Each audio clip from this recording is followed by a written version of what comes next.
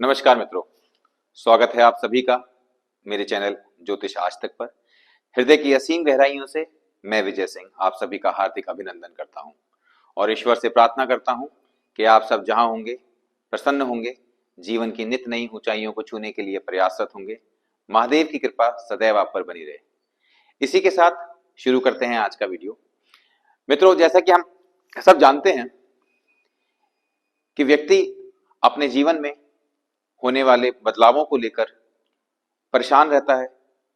सब कुछ अच्छा चलते हुए एकदम से डगमगाने लगता है और चूंकि हम अपनी कुंडली का विश्लेषण स्वयं नहीं कर सकते, इसलिए हमारे हृदय में बहुत सारी विडंबनाएं रहती हैं कि क्यों सब कुछ अच्छा चलते चलते एकदम से डगमगा गया।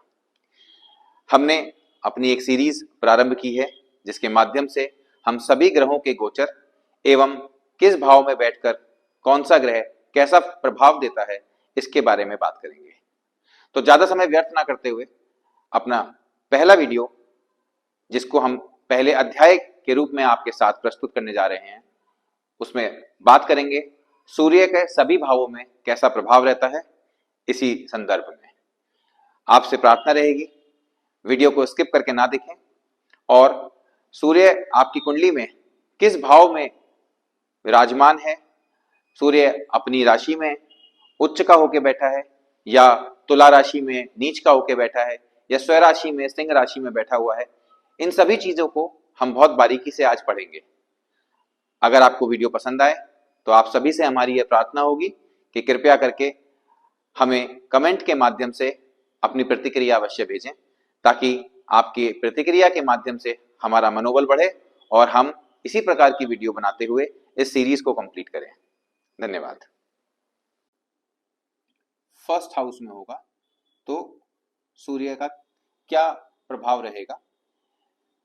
तो अगर कुंडली की शुरुआत 1 नंबर से हो रही है तो यहां पर सूर्य मेष राशि में होके उच्च का हो जाएगा और पहले भाव में सूर्य व्यक्ति को स्वाभिमानी बनाता है,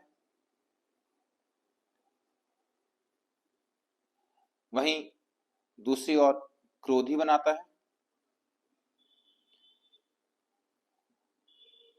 आत्मसम्मान व्यक्ति में बहुत ज्यादा होता है।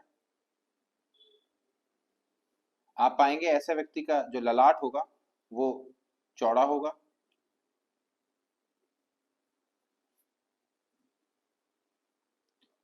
ऐसे व्यक्ति की नाक थोड़ी बड़ी होगी और अगर बात करें तो ऐसा व्यक्ति अपने घर से दूर जाकर भी बच सकता है।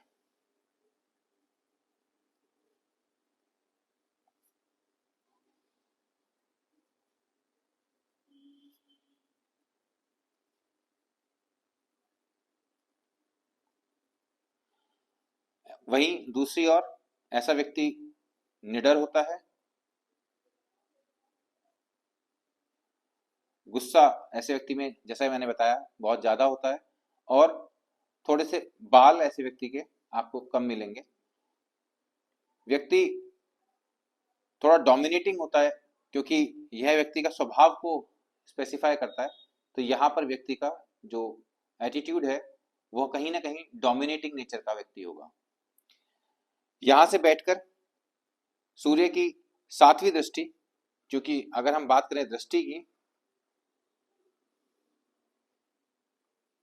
तो सूर्य की 7वीं दृष्टि होती है, तो सूर्य की 7वीं दृष्टि उसके जीवन साथी के भाव पर पड़ेगी।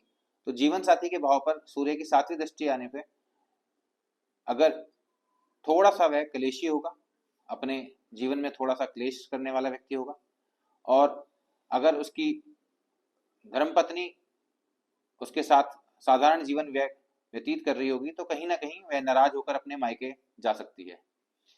हालांकि ऐसे व्यक्ति का जीवन थोड़ा सा दुख से भर सकता है शादी के बाद, उसकी वाइफ के साथ उसके संबंधों को लेकर या स्पाउस के साथ संबंधों को लेकर।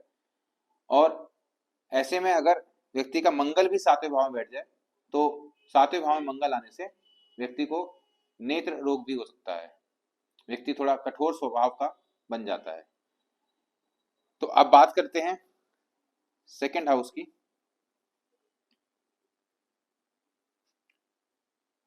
द्वितीय हाउस में अगर सूर्य आ जाए तो सूर्य का किस प्रकार का प्रभाव रहता है। दूसरा घर जो कि व्यक्ति के धन का घर माना गया है, संचय का घर माना गया है, तो ऐसे में व्यक्ति को मुख का रोग हो सकता है,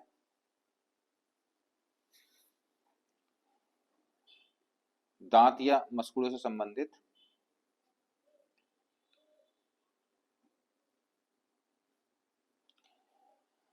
व्यक्ति संपत्तिवान बनता है यहाँ पर,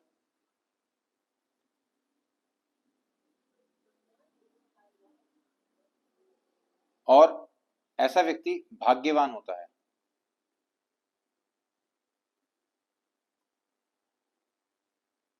आगे देखा जाए तो कुटुंबियों से थोड़ा झगड़ा करने वाला होगा,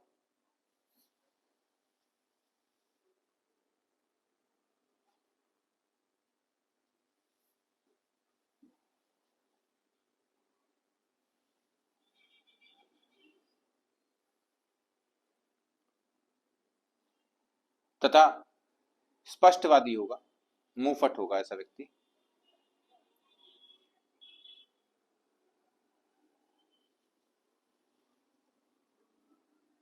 और ऐसे व्यक्ति को नाक, कान व गले से संबंधित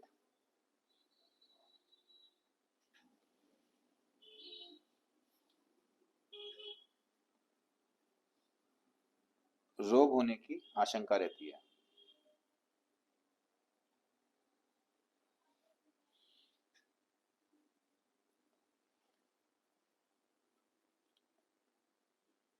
आगे बढ़ते हुए बात करेंगे तीसरे हाउस के बारे में।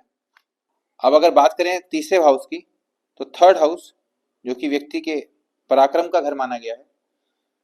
थर्ड हाउस छोटे भाई बहनों से भी जुड़ा होता है।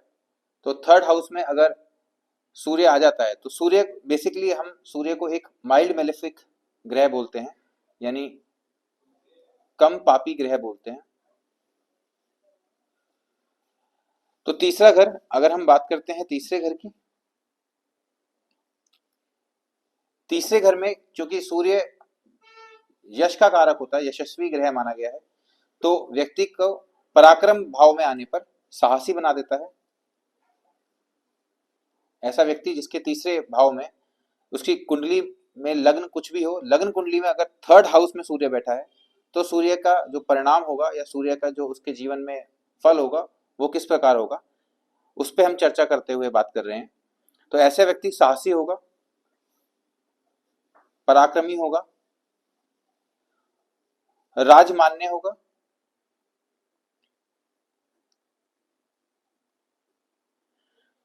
वह ऐसा व्यक्ति बलवान और संपन्नशाली होता है। सूर्य उसको यहां बैठकर बलवान बनाता है तथा संपन्नशाली बनाता है।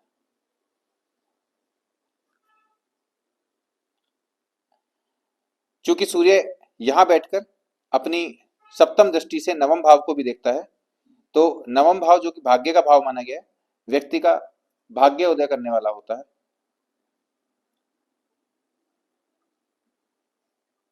सूर्य यहां बैठकर व्यक्ति का भाग्योदय भी करता है और धर्म के प्रति व्यक्ति की आस्था बढ़ाता है। अब आगे अगर बात करें तो व्यक्ति का, जब सूर्य की महादशा ऐसे व्यक्ति की आती है तो वह अपने पराक्रम से अपने जीवन में भाग्य के भरोसे सब कुछ प्राप्त कर लेता है। बात करें फोर्थ हाउस की, यहां सूर्य बैठेगा तो हमें किस प्रकार का प्रभाव देगा।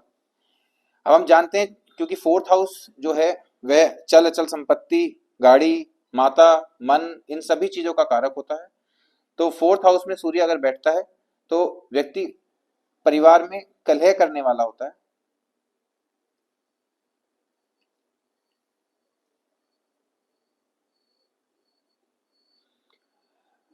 परिवार की ओर से चिंतित रहता है,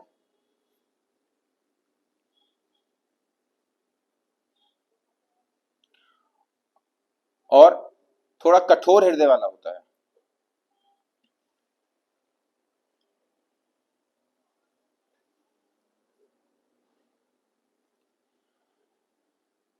व्यक्ति को चौथे भाव में सूर्य के आने से वाहन सुख में कमी करता है ये।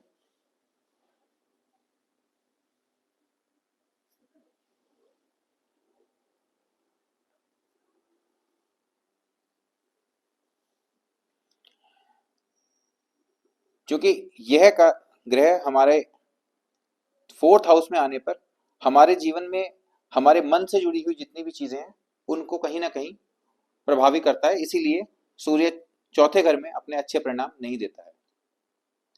बात करें अगर सूर्य पांचवें घर में आए, पांचवा घर में सूर्य आए तो किस प्रकार के प्रभाव देगा। अब पांचवा घर जो कि संतान का, बुद्धि का, ज्ञान का, इन सभी का कारक माना जाता है, यहां सूर्य बैठता है तो पांचवा घर हालांकि सूर्य की अपनी स्वराशि है, लेकिन यहां पर आपकी लग्न कुंडली किस संख्या से शुरू हो रही है इसके आधार पे भी हमें देखना होगा। सूर्य अपने ही घर में बैठकर हमें किस प्रकार के परिणाम देता है। यहां पर सूर्य हमें रोगी बनाता है,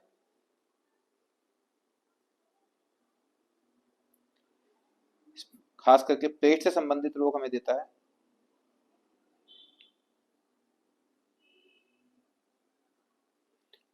और हमें अगर संतान होगी तो कम होगी, ऐसे व्यक्ति को अल्प संतानें होंगी। हम सभी जानते हैं कुंडली में गुरु, मंगल और सूर्य ये संतान के कारक होते हैं। यहां बैठकर सूर्य गर्भ नष्ट कर सकता है,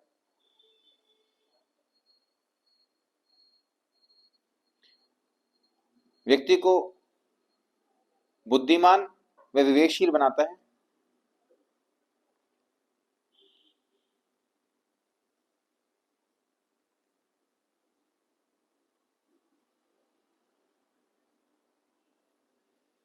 और ऐसा व्यक्ति अगर इलेक्ट्रॉनिक्स से जुड़े हुए कार्य करे तो वह बहुत तरक्की करता है।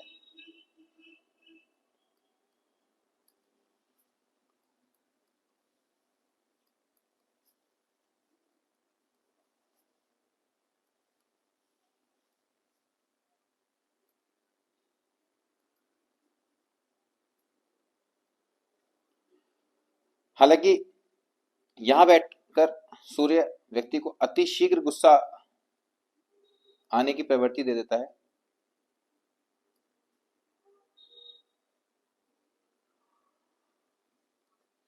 तो अति क्रोधी बना देता है यहां पर, और विशेषकर अपनी महादशा या अंतरदशा में इसका प्रभाव बढ़ जाता है। बात करें छठे घर की, छठा घर जो कि रोग, ऋण, शत्रुओं का घर है, यहां पर बैठकर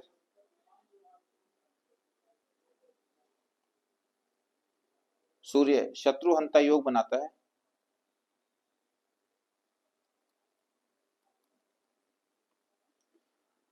और शत्रुओं का नाश करने के लिए व्यक्ति को पूर्ण रूप से मानसिक रूप से उसको तैयार कर देता है। पिता की उन्नति का कारक होता है,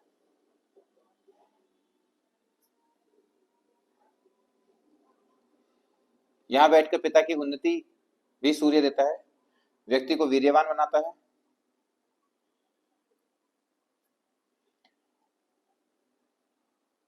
हालांकि व्यक्ति को माता के पक्ष की ओर से थोड़ा कष्ट रहता है।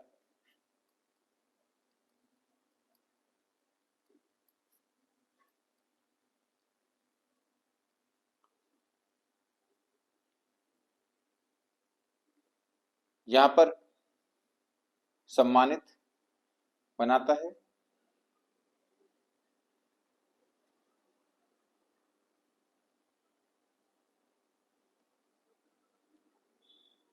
न्यायवान बनाता है,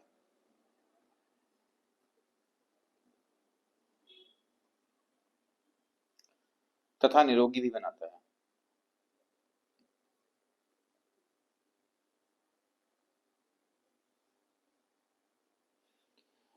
तो ये है सूर्य के छठे भाव में मिलने वाले फल।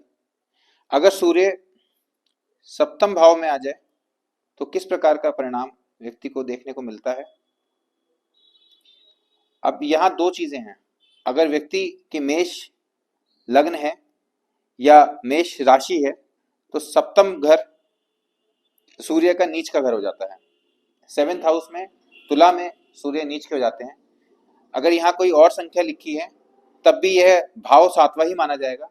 तो सातवां भाव चूंकि सूर्य यहाँ पर तुला के होके नीच के हो जाते हैं, तो सप्तम भाव में सूर्य बैठेंगे तो कभी भी अपना अच्छा परिणाम व्यक्ति को नहीं देंगे।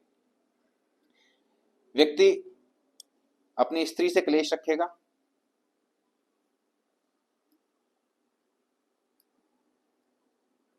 ऐसा व्यक्ति की पत्नी बहुत रूठती है,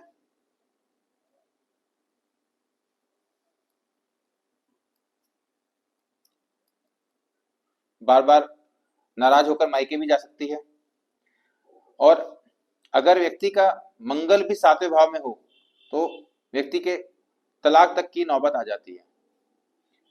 यहां बैठकर सूर्य व्यक्ति को स्वाभिमानी बना देता है।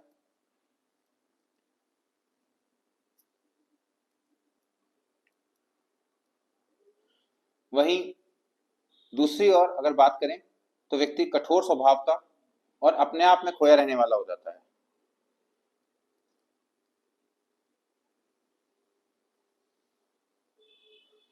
ऐसा व्यक्ति राज्य सरकार, शासन इत्यादि से कठोर अपमान या किसी प्रकार के सरकारी कार्य से संबंधित आपत्ति में या परेशानियों में फंस सकता है। दैनिक व्यवसाय को भी यहाँ बैठकर सूर्य प्रभावित करता है और व्यक्ति को यहाँ पर अपमानजनक परिस्थितियों का भी सामना करना पड़ सकता है। अब अगर बात करें अष्टम भाव में सूर्य का क्या प्रभाव रहेगा, तो अष्टम भाव में बैठकर सूर्य व्यक्ति को पित्त से संबंधित रोग उत्पन्न करता है।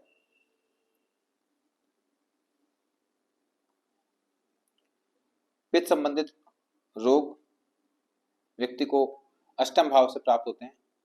व्यक्ति को सदैव चिंता बनी रहती है।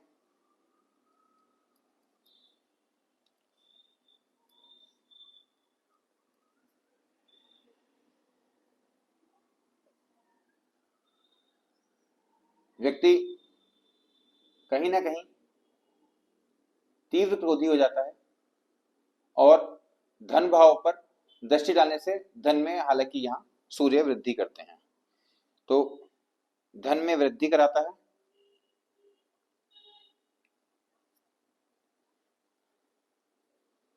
और धैर्यहीन बनाता है।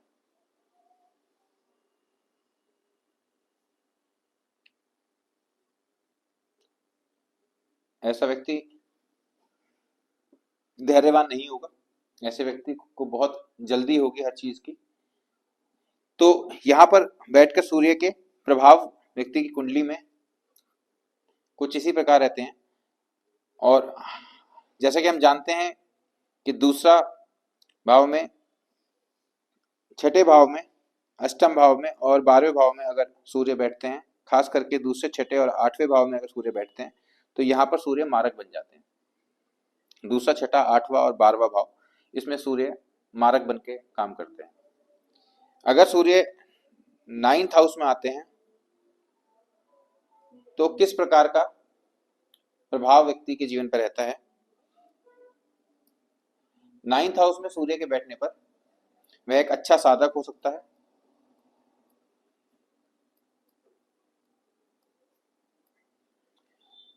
वहीं वह योग व्यायाम करने वाला हो सकता है,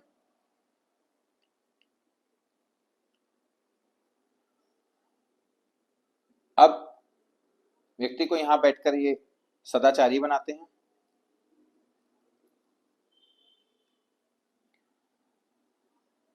यहां बैठकर सूर्य व्यक्ति को वाहन सुख भी देता है और यहां बैठकर चूंकि 7वीं दृष्टि तृतीय भाव पर होती है, इसलिए छोटे भाई बहनों का सुख में थोड़ी सी कमी करता है।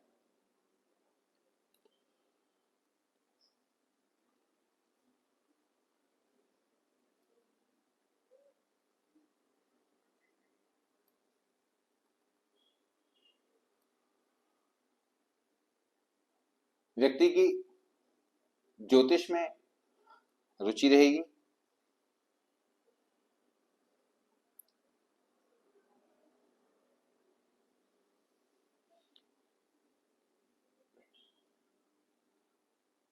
यहां बैठकर यह व्यक्ति को धार्मिक प्रवृत्ति देता है।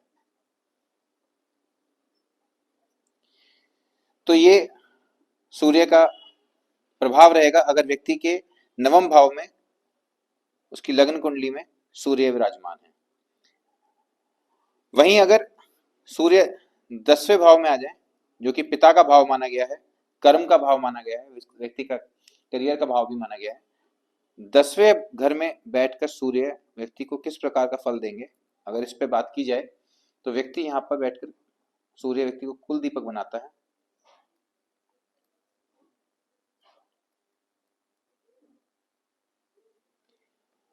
व्यक्ति श्रेष्ठ कर्म वाला होगा,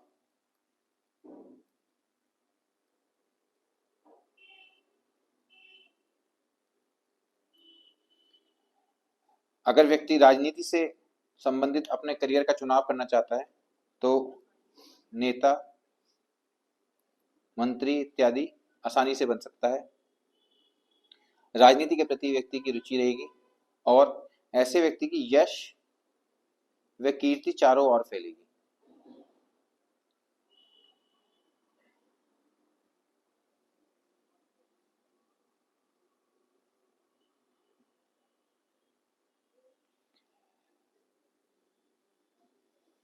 ऐसा व्यक्ति व्यवसाय कुशल होगा,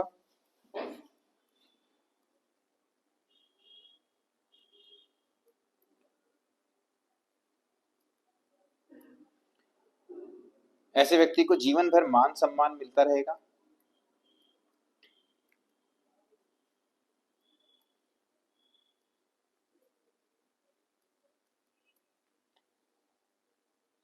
ऐसा व्यक्ति धनी होगा,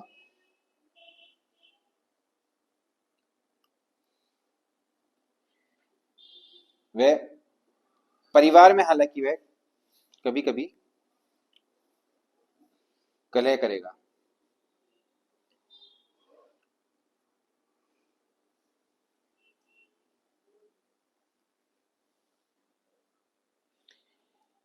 तो सूर्य अगर हम बात करें 10वें घर में, 9वें घर में बहुत अच्छे परिणाम देता है, 6ठे घर में भी सूर्य अपने बहुत अच्छे परिणाम देता है। और अगर हम बात करें सूर्य तृतीय भवन हाउस में भी अपने अच्छे परिणाम देता है। अगर सूर्य हमारी कुंडली में तीसरे, छठे, 9वें, 10वें घर में विराजमान है तो सूर्य अपने बहुत अच्छे परिणाम हमें देता है। तो अगर एक चीज हमें ध्यान रखनी है, पहले, चौथे और 7वें घर में अगर इन 3 घरों में केंद्र में सूर्य मंगल के साथ बैठ जाता है तो व्यक्ति के जीवन में तनाव का योग सूर्य क्रिएट कर देता है। तो हमें इस चीज का ध्यान रखना है कि हम जब भी कुंडली देखें या कुंडली का विश्लेषण करें तो हम सूर्य की महादशा, अंतरदशा, डिग्री एवं सूर्य किस भाव में विराजमान है इसको पूर्ण रूप से देख लें। उसके बाद ही हम कोई भी अपना विश्लेषण करके सामने व्यक्ति को बताएं। 11th हाउस में सूर्य के प्रभाव किस प्रकार के रहते हैं? 11वां भाव जो कि लाभ का भाव माना गया है और बड़े भाई बहनों का भाव माना गया है, यहां अगर सूर्य बैठेगा तो आपकी सभी इच्छाओं की पूर्ति कराएगा।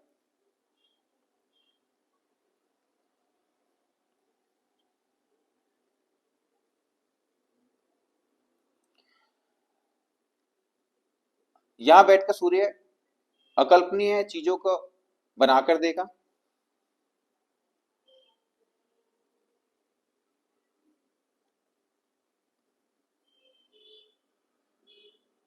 अर्थात व्यक्ति की जो डिजायर्स हैं उनकी पूर्तियां करता रहेगा, व्यक्ति को धनवान बनाएगा।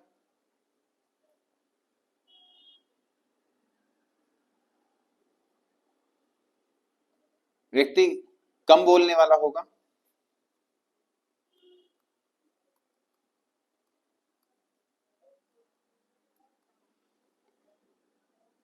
कम संतान वाला होगा,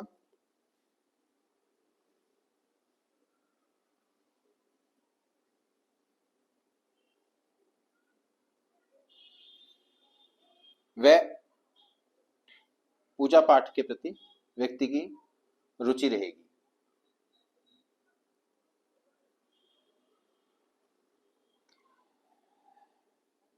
ऐसे व्यक्ति को पुत्र संतान अवश्य होगी। अब अगर जैसे हमने बात करी थी कि तृतीय भाव में, दशम भाव में, नवम भाव में, छठे भाव में एवं 11वें भाव में भी सूर्य अपना बहुत अच्छा परिणाम देते हैं। अब अगर सूर्य 12th हाउस में बैठ जाए, 12वें भाव में बैठ जाए, तो सूर्य किस प्रकार का परिणाम हमें देंगे? ऐसे व्यक्ति को नींद की दिक्कत होगी, यहां बैठकर सूर्य नींद की शिकायत देते हैं। ऐसे व्यक्ति के पत्नी से मतभेद होते रहेंगे,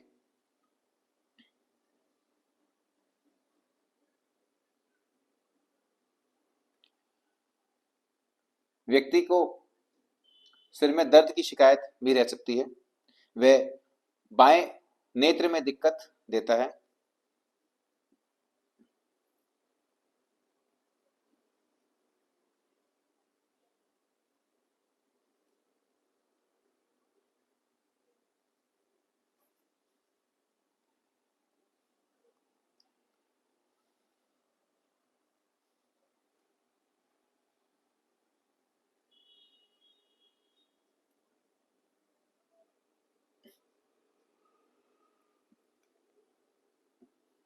ऐसा व्यक्ति यदि विदेश जाकर कार्य करना चाहे तो वह आसानी से जा सकता है।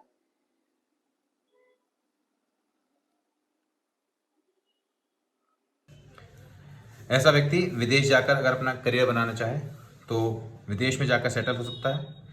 किंतु अगर मित्रों के पक्ष से या मित्रों के पॉइंट ऑफ व्यू से देखा जाए तो ऐसा व्यक्ति मित्रों के साथ धोखा करने वाला होता है, तो थोड़ा कम भरोसेमंद होता है। जब जब ऐसे व्यक्ति के जीवन में सूर्य की महादशा या अंतरदशा आएगी तो हमें हमेशा यह देखना होगा कि उसका सूर्य किस भाव में बैठा है, उच्च का है या नीच का है या स्वराशि का है, या किस ग्रह के साथ अपनी युति बना रहा है। उसी के आधार पर उसकी महादशा में उसको अच्छे या बुरे परिणाम सूर्य के द्वारा मिलेंगे। उम्मीद करते हैं मित्रों आपको यह वीडियो के माध्यम से सूर्य का सभी भावों में कैसा फल रहता है यह स्पष्ट रूप से समझ में आया होगा। अपनी प्रतिक्रिया कमेंट के माध्यम से हमें अवश्य दें, और अगर आप हमसे जुड़ना चाहते हैं तो वीडियो में दिए गए नंबर के माध्यम से आप हमसे संपर्क कर सकते हैं। आपकी कुंडली का विश्लेषण एवं सही उपाय हमारी टीम के द्वारा आपको सूचित कर दिए जाएंगे। शुल्क लागू रहेगा। आप हमसे संपर्क करके अपॉइंटमेंट ले सकते हैं, और आपको रिकॉर्डिंग के माध्यम से या गूगल कॉल के माध्यम से आपसे संपर्क करके आपको संतोषजनक निवारण हमारे द्वारा दिए जाएंगे। धन्यवाद।